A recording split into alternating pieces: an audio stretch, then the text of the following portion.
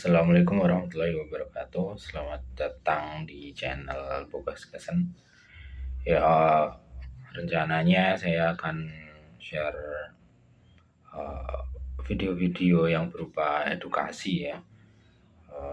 Tidak melulu tes produk seperti kemarin. Ya, untuk memulai saya rasa bagus sekali untuk memulai seri video ini dengan pertanyaan apa itu ya. Kali ini saya akan menjelaskan apa itu samsir. Ya, samsir ini kalau di pasar Indonesia masih sering kali disalah sebut sebagai pedang Al-Ayyubi ya. Padahal pedang Al-Ayyubi itu sendiri kan sebenarnya muncul dari atribusi orang-orang yang mengerti tentang pedang Timur Tengah yang pikir mereka dipakai oleh Sultan Al-Ayyubi Salahuddin Al-Ayyubi yang berhasil membebaskan Palestina dari pasukan salib gitu. Jadi lalu apakah beneran Sultan Salahuddin menggunakan jenis pedang samsir ini yang disangka sebagai diatribusikan kepada beliau gitu. Nanti mungkin kita bisa bahas itu di lain episode. Tapi saya pada episode kali ini akan berfokus pada ini, apa itu samsir. Ya, mungkin dimulai dari Al-Ayyubi sendiri ya. Pedang Al-Ayyubi yang ada di pasaran itu kebanyakan mohon maaf ya, jadi sebenarnya bilah katana yang kodian itu digagangi dengan gaya seperti ini ya, seolah-olah seperti pedang-pedang Timur Tengah pada umumnya gitu. Dan memang tidak direkomend dari saya ya untuk menggunakan pedang-pedang yang ada di pasaran, terutama karena masalah mereka nggak ngerti pakem sebuah pedang itu harus bagaimana, itu tidak diperhatikan di sana. Jadi banyak yang curhat ke saya gitu, pedang sampai 2-3 kilo, wah ini pedang pemecah batu katanya kayak gitu. Jadi mereka cuma memang disetting, mungkin memang disetting untuk pajangan dinding saja seperti itu. Jadi sangat berbahaya bahkan untuk digunakan untuk menebas-nebas untuk latihan, itu sangat tidak recommended karena bisa melukai diri kita sendiri, melukai persendian. Untuk pedang seberat itu pasti akan cedera ya. Jadi nggak direkomendasikan sama sekali untuk pedang Al-Ayyubi. Lalu ya kita masuk aja langsung kepada samsir. Samsir itu apa? Samsir itu sebenarnya ada dua kata di situ. Dari ada kata Syam dan Sir dari bahasa Persia Pahlawi, yaitu bahasa Persia lama ya, bahkan sebelum era penaklukan Arab gitu. Jadi sebelum masuknya Islam ke Persia yang sekarang jadi Iran atau Irak itu. Jadi awalnya dulu adalah samsir atau safsir atau safsir. Itu merujuk kepada Persia lama sebelum mereka mengadopsi aksara Arab setelah diekspansi oleh Arab dan masuk ke dalam Islam. Terus wilayah-wilayah bekas kekaisaran Persia ini kan mengadopsi aksara Arab begitu. Jadi kata Syam itu bisa berarti kuku atau ekor, sedangkan Sir itu adalah singa. Jadi sebuah arti kata yang unik untuk disematkan kepada pedang kayak gitu. Jadi secara bahasa samsir itu bisa jadi kuku singa atau ekor singa. Dan ini uniknya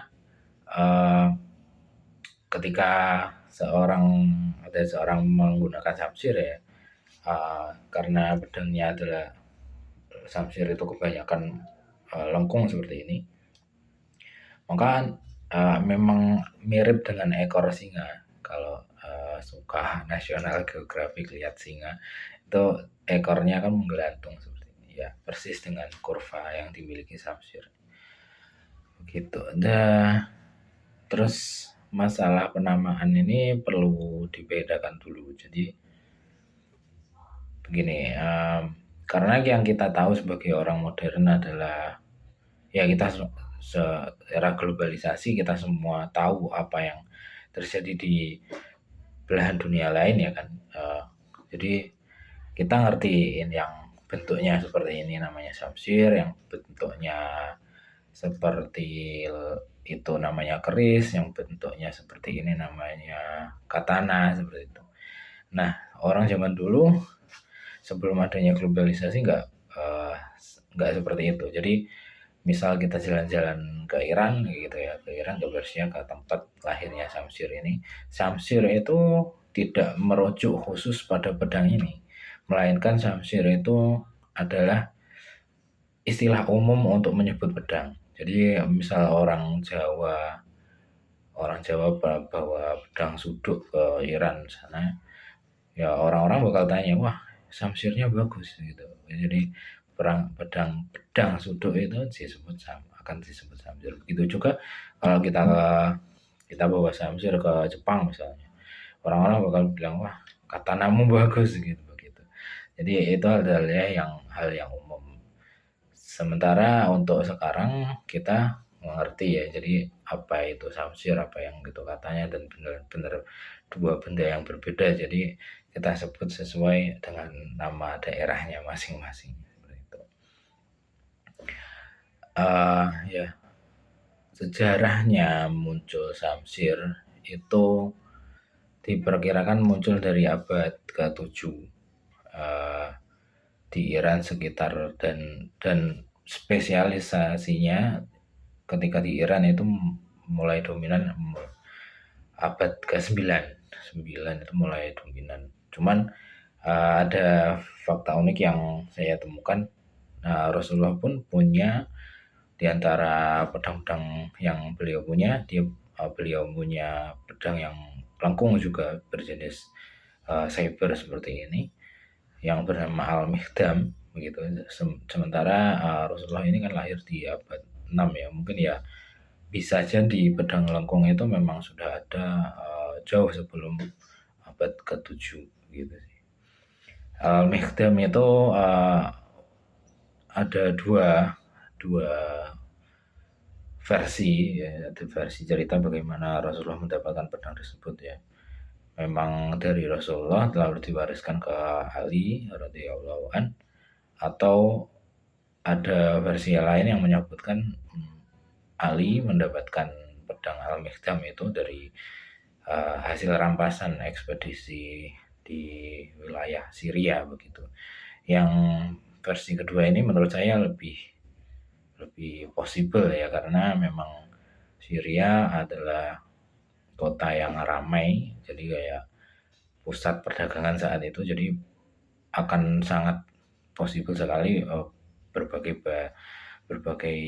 budaya akan bertemu di sana, termasuk budaya dari orang-orang yang memegang pedang-pedang jenis saber atau pedang lengkung ini begitu. Jadi kayak awalnya memang pedang ini memang ya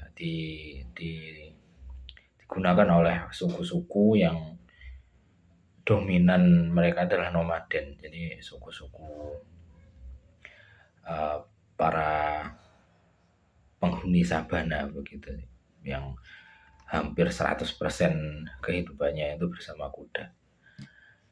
Ya, terus ini ada sumber unik lagi dari Ibnu Akhi Hizam, itu bawahan Khalifah Al-Mutawakkil ya Basiyah. Itu beliau mengklarifikasikan ada dua pedang, yaitu Al-Khisrawani dan Al-Suhdi. Al-Suhdi ini bisa juga disebut Sogdian ya.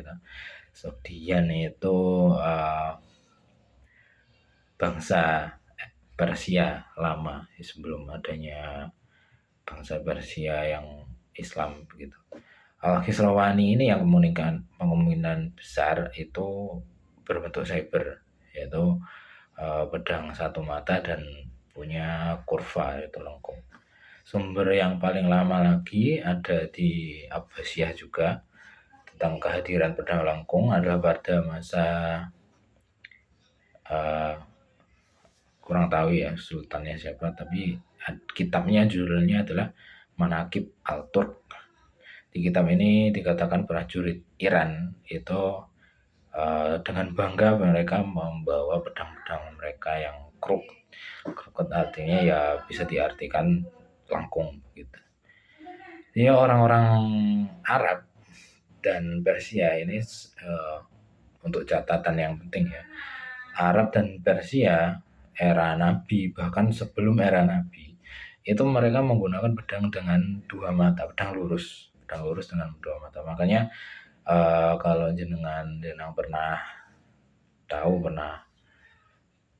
lihat berseliweran di sosial media, kok pedang Nabi kok lurus-lurus semua, pedang Nabi, pedang Umar, pedang Khalid bin Walid, pokok lurus-lurus semua. Ya memang seperti itu, dan itu memang real begitu. Jadi yang perlu dipahami untuk kenapa akhirnya kaum muslimin mengadopsi pedang lengkung seperti ini adalah kronologi. Kita harus banyak belajar tentang sejarah dan kronologisnya lagi begitu, untuk tahu kenapa kok sampai seperti itu. Itu mungkin bisa saya bahas di lain waktu ya. Yang jelas orang-orang Arab dan Persia bahkan jauh setelah era penaklukan Persia itu masih menggunakan pedang lurus mereka. Pedang lurus biasanya berfular dan bermata dua. Mulai sebenarnya sudah ada, sebenarnya sudah ada, cuman memang tentara muslim saat itu memang lebih condong lebih menggunakan pedang-pedang lurus mereka. Dan yang masuknya pedang cyber ini secara dominan itu adalah ketika masuknya integrasi suku-suku nomaden tadi ke dalam dunia Islam. Masuk Islamnya mereka, jadi kayak suku-suku yang Turk ya, suku-suku Turk dan kerabat-kerabatnya gitu. Kalau spesial di Iran itu ketika Iran dikuasai oleh Saljuk ya. Saljuk adalah suku nomaden berkuda, jadi mereka ini datang dari awalnya terintegrasi dari ke dunia Islam itu sebagai tentara bayaran, mercenaries. Jadi pernah terjadi, saya agak lupa di masa siapa, bahkan Khalifah Abbasiyah itu memindahkan ibu kotanya dari Baghdad ke Samarra itu gara-gara para mercenaries ini banyak diprotes oleh warga Baghdad. Mereka ini suka macu kencang kuda-kudanya di jalan-jalanan kota gitu. Jadi wah, ini menimbulkan kerisihan gitu dari warga Baghdad saat itu, karena ya mereka memang suku-suku nomaden yang setiap hari menunggang kuda begitu ya. Jadi mereka terbiasa di padang yang luas, bukan jalan-jalan sempit seperti kota yang Baghdad yang saat itu adalah pusat dunia seperti itu ya. Jadi ada mungkin cultural shock seperti itu. Jadi sampai seperti itu. Itu dari situ kita bisa simpulkan bahwa memang integrasi suku-suku Turk ini sangat besar saat itu. Jadi bahkan kan setelah Abbasiyah runtuh dan Al-Ayyubiyah runtuh, lalu digantikan dengan Mamluk ya, betul. Mamluk ini kan keturunan suku-suku Turk itu tadi.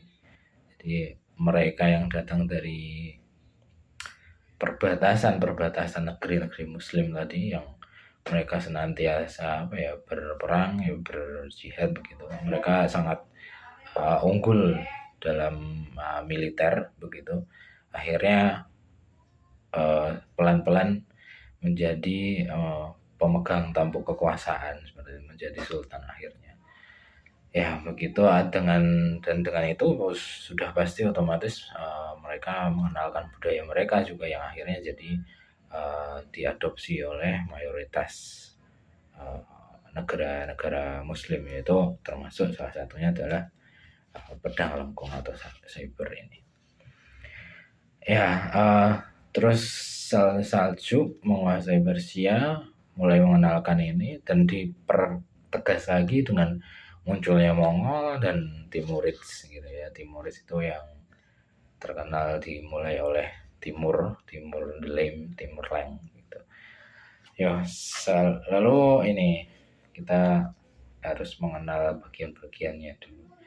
Yang khas dari pedang-pedang Islamik, saber Islamik adalah ini, balcak, yang biasanya disebut balcak atau crossguard lah simpelnya. Nah ini ada beberapa jenis. Ini desain yang satu ini mengacu ke desain era Afsariyah. Afsariyah itu era sebelum era dimana Nadir Shah itu yang sultannya yang paling terkenal di Iran gitu. Jadi dia kalau dari Iran itu khasnya balcak, ini terbuat dari besi, biasanya woods atau besi-besi lainnya, dan ada yang namanya nih pommel cap. Jadi full tank atau sandwich, biasanya tanknya kecil tapi nanti disambung, di weld, dilas dengan full fledge-nya yang akan jadi full tank ini, lalu ditutup seperti topi ya, jadi namanya pommel cap. Jadi bukan padat seperti pommel pedang-pedang Eropa, tapi dia lebih kepada kayak topi aja dia. Terus ya ada tambahan rantai ini. Ada kemungkinan rantai yang dikaitkan di sini itu adalah awal mula ide dari Deguard. Cuman itu belum ada sumber yang kredibel soal itu sih. Nah terus ini jadi kurva Shamsir itu unik. Jadi beberapa orang yang berusaha meniru gitu ya, bisa bikin Shamsir gitu, kadang salah menempatkan kurvanya ini ada di mana.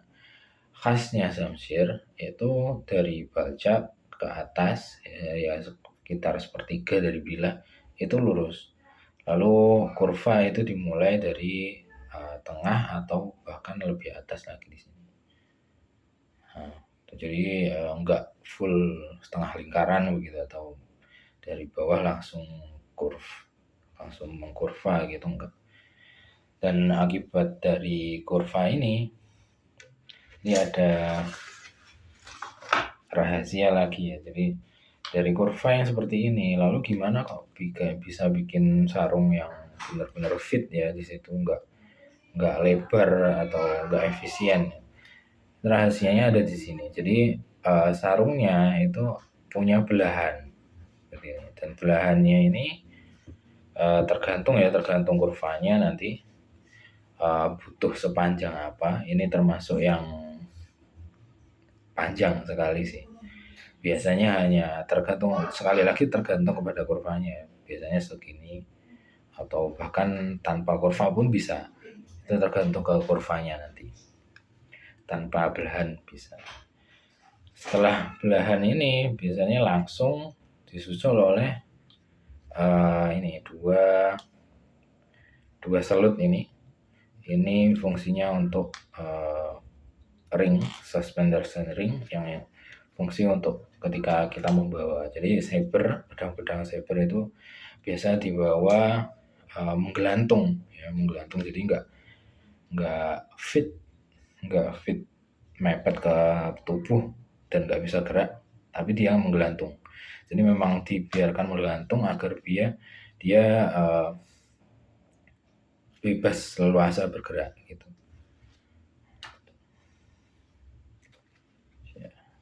Yap, itu saya rasa cukup untuk episode kali ini. Wassalamualaikum warahmatullahi wabarakatuh.